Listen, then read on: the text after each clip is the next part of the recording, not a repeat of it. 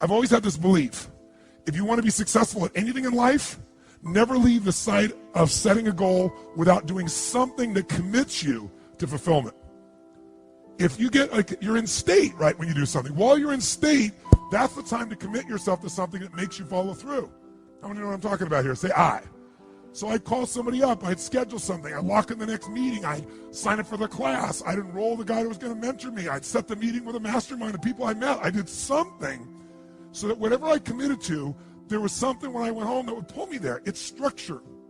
In fact, I'll give you 5 C's to RPM just as a quick warm-up for you. How's that? If you don't remember, it'll be okay, but it'll be in your unconscious for when you go work with a coach. These are the 5 C's. Everything that comes in your mind, anything you can think of, because we're going to basically do a little mini RPM version of things right now. Anything comes in my mind, I'm here, and while you're here doing something, you're driving in your car and you think of an idea for your business or one of your businesses. Where do you put it? iPhone, where do you put it? Diary, where do you put it? iPod, iPhone. And how do you find it afterwards? How are you triggered to look at it again? So he goes back and reviews his app system. How do you do it? Right, crisis makes me go get it. How do you do it? I send an email to myself. Oh good, more emails with more to-dos, right? So I don't care what your system is, but when you have RPM, you'll have one place you put it. For right now, you need one place to put it. Now the problem is most of us have lives that if you put everything in one place, it just becomes even more overwhelming. Who knows what I'm talking about here? So the first step, I'll just tell you that, is C, is capture. You got to capture. And the motion I do is like this. Imagine doing this, like physically capturing it, pulling it out of my head, and putting it in one place. I don't care what your one place, it's got to be one place. Now ideally in that one place, you'd have some categories so you don't throw everything on one giant list. Does that make sense? So you might have a category. For me, I have companies. So I have Robbins Research, I have Namali Resort, I have Metabolife, I have all these different companies.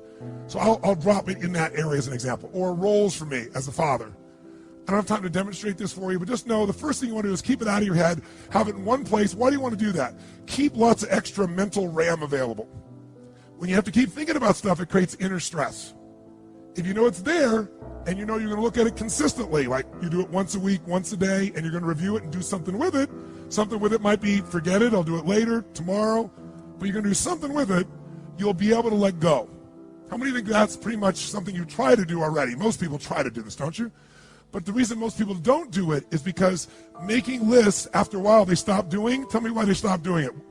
Who's made lists and they're not kept the lists up, your quote to-do lists? Why don't you keep those to-do lists up? Because every time you go there, they're so damn what? How many have always got more to do if you do make the list than you have time? So it inherently says, why am I doing this? RPM is a different mindset. Our mindset is, we're just first capturing it. We know we're not going to do most of this. But we need to be able to later, when it's time, decide which things are worth doing, and more importantly, what are we really after? We're going to use these to trigger us to say, all this relates to maybe something more important. How many follow the philosophical difference here? Say I. My goal is not get things done. This is not GTD. This is use the things you need to get done to stimulate a higher level of thinking of what you really want, why you want it, and become very strategic about how to get that. And many of these things may go away, or they just won't matter. But you do have to capture it because otherwise it's in your head. So I have a lot of systems of doing it, but if you never saw me again, the most basic thing you need is one place to capture. Does that make sense?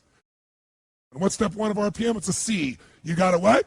Capture, which means get it out of your head, put it in one place. Second thing, you got to make sense of all this crap. And the way you do that, step 2, is you create a plan. And a plan for me has 3 parts. And the 3 parts are 3 questions that I ask and 3 actions I take. And again, you'll learn this. I'm not trying to teach this all right now. I just want to plant some seeds in your mind. Is this okay? Yes. Is this useful? Yes. So when you're going home, you got all this captured stuff you just did here, right? Now you got to start to create a plan. You got to look at all this stuff and say, okay, there's more here than I can do. So what I really need is read all this stuff and start to see, well, all these things relate to one thing. All these relate to another. If I'm a mom and I made my list, and on the list I have things like I got to pick up the laundry, oh, I got to drive the kids to school, I've got to do this thing for the PTA, I got to clean the house, oh, I got to run my business that I run out of the house, I got to do the accounting, I want to have spent some time with my husband at the end of the day. Soccer mom. Totally stressed out. But if I write all those things down and get them out of my head, and when I write them all down, I then start to put them together and go, you know, this, and this all relates to my kids. This all relates to the house being great. This, and this all relates to my business. And this is about my personal life being rich and happy. I'm able to do something really nice. I'm able to go from this, which is what your capture list looks like. You'll start writing it down. You go, I got to do this, and that, and this, and this. And you start to feel good. It's out of my head. But then you go, oh, I got to do this, and I got to do this, and I got to do this. Oh, I got to do this. I got to do this, and I got to do this, and I got to do this, and I got to do this, and I got to do this, and I got to do this, and I got to do this. I got to do that too, and that too. So step 2 is I look at my capture list and I create a plan. And the way I create a plan is I start to figure out, what do I really want? That's what the world is saying to me. That's what's in my head. What do I want? I might start to group some things together. I might start to say, you know, let's take a look at this. You know something? Watch this. Watch this for a second. This item here, clean the house, and this thing, and this thing, and this thing, these all relate to the house.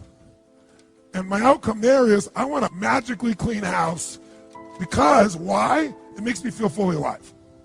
And then, oh, by the way, this, and this all relates to my children.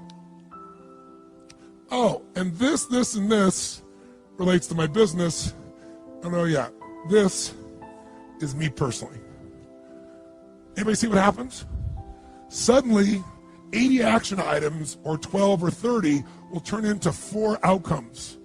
There's something here that I want for my home. There's something I want here for my kids. There's something I want here for my business. There's something I want for me.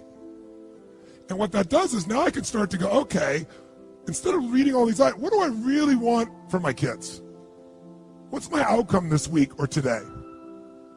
And you get really, really clear about what you're after. You use this to take you to another level higher.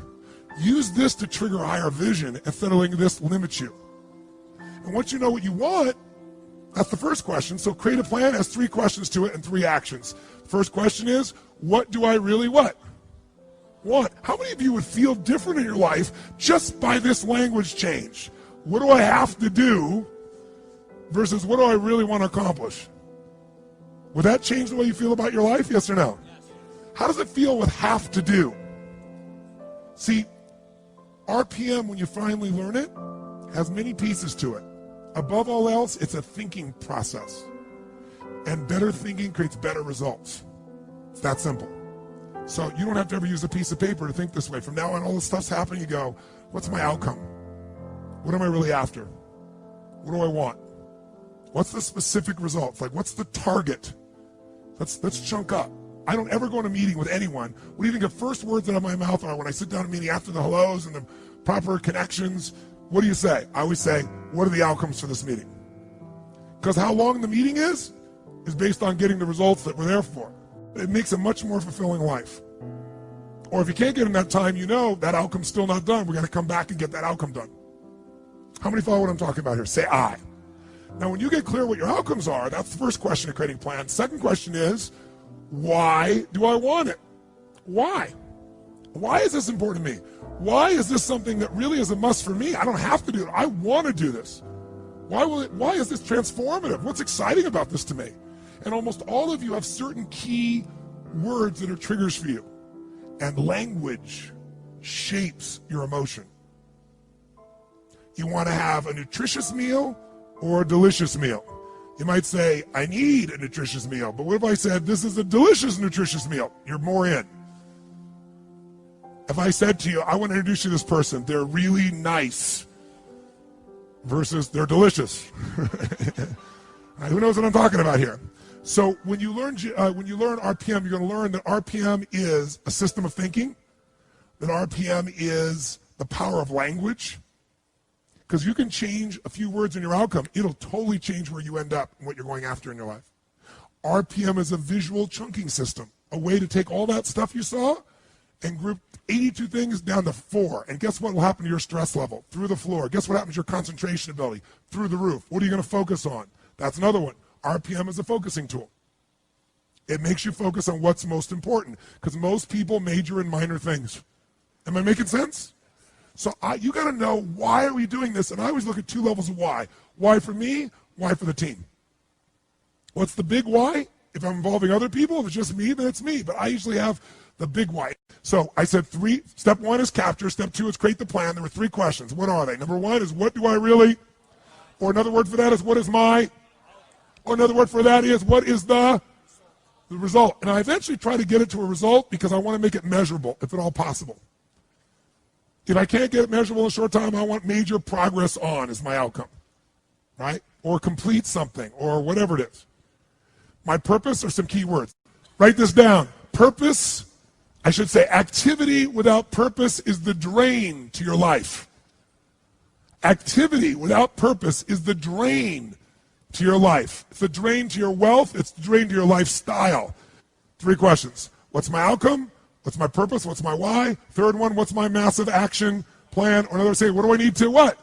Now you ask that question, it makes some sense. Because what to do depends on what your outcome is.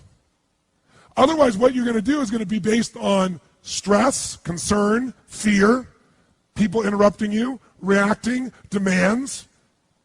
And so your life is nothing but a reaction tool. Of all the tools I have, this may be the most valuable one, ironically. Because this is the one how it all gets executed. And I don't teach it very often. So, third question is, what's my massive action plan? What do I need to do to achieve this? And when you do that, you'll take things off your capture list and you'll cross them off as they fit in, or you'll say, I don't even need to do that. So, to create a plan, there's 3 questions and then there's 3 actions. This gets a little more technical, but I think you can pick it up real easy. You take those action items and you put them in order of importance. Does that make sense? But the way I do that more quickly is I go put a star next to the ones that are the 20% that's going to give me 80% of the result. Because I know I'm not going to do all these action items. I know even if I intend to, I'm going to get interrupted 20 million times. So I want to know, what's the 20% of this list? I've got an outcome. I got a purpose. And I have this little block. The center of the target is the outcome. I see the purpose with all the juicy words. Why I'm doing this? Now I got this list of 7, 8, 9, 10, 12 things, action items. They're all related to kids, that kid outcome. I'm not going to do all those today. Which are the 20% that make the biggest difference? I star those. And guess what else I do? I figure out what's the 20%, what I call it, what are the must items. My musts are the 20% that are going to make 80% of the difference. That way, every day I can still succeed. That's why I still do my lists and most people don't. Because I don't do lists. I come up with outcomes and purposes, and I got lists within them, and they're highly prioritized with what matters. And later on, if I want to come back and do more, great. So, 3 questions, 3 actions. The actions are, star the things that are musts. 2, establish the real time. The real time is I go minimum to maximum. On each of those items, I go, how long is this really going to take? Why is that important? Because most of you overwhelm yourself and say, this will be, I just had a meeting with my team the other day, and I said, how long is this going to take? And somebody said, that'll probably take us 10 weeks. I said, okay, let's sit down and do it. Let's sit down and lay out where that 10 weeks is going to come from. And we're all done. It was about 7 hours worth of work. Because we all overestimate when it's in our what? In our head. You sit down, look at each item, and you look at the 20%, and you mark, okay, 20 to 25 minutes, 30 to 40 minutes. And by the way, at the end of the day, what do I look at? What are my start items? What's the minimum time necessary to get that result? That's what I go do. Same thing with my week. So, 3 questions. I create a visual block where this separates from everything else. Below it, I'll spell space and I'll create another block. When you learn RPM, you'll see that visually. I don't think I want to throw up for you right now. But basically, in the center of my page, I see the target of what I'm after. I write my result. To the right, I write my juice. Purpose. To the left, I put my action list. Put in order of importance. Boom. Asterisk. Boom. Minimum must time. I'm ready to rock and roll. Here's the third one. Leverage. Leverage is critical. You know how I get so much done? Because I don't just get it done. I know the outcome, I know the purpose, and I look for leverage. Leverage is different than delegation. What's the problem with delegation? Delegation is you have all that needs to be done, so you give it to someone else, and you tell them what needs to be done, and when they don't do it, you're pissed off. Leverage says, I can move the biggest boulder in the world with a little bit of effort if I get something I can do it with, but I'm still part of it. So leverage is, if I'm going to leverage something here with Tom, I'm going to make sure Tom understands the what? the outcome. I want to make sure Tom understands the purpose, the why, and the action. But I might say to Tom, if you can get this done without this action or better action, go for it, baby. And I want to talk to you on this date, and we got to promise, and we're going to check in before it's needed. So there's no surprises. And if you're having problems, Tom, come back to me because we're partners on this. That I call leverage, different than delegation. Who sees the difference here? Say I. So 3 questions. What creates the plan? 3 questions with a block, 3 actions. Where's my must? What's my minimum must times? Where's my leverage? And you know what I do when I have no time? There is time. I just got to leverage it. Now you say, I have no one to leverage it to. You know, Shane over here, right? I got all the stuff he wants to do. He can't leverage it. But Shane's answer was, hire somebody. Then he thinks about what it's going to take and goes, $125,000. Can't do that now. He's getting caught up in one way to get the outcome. Leverage. He goes through his list and goes, what if I got someone to do 20% of this stuff?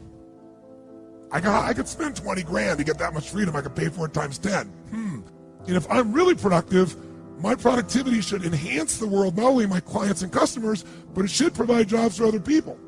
And if there's anything you hate to do, it's because you're either ineffective at it or you don't think it's very important, but it is urgent. So you need to hire somebody for those things. And ideally, somebody who loves that job. You're never going to grow when your time is eaten up for activities that aren't that important. Activity without high levels of purpose is the drain of your fortune. Do it now. If you can't get it all now, do a part of it now. Leverage is power.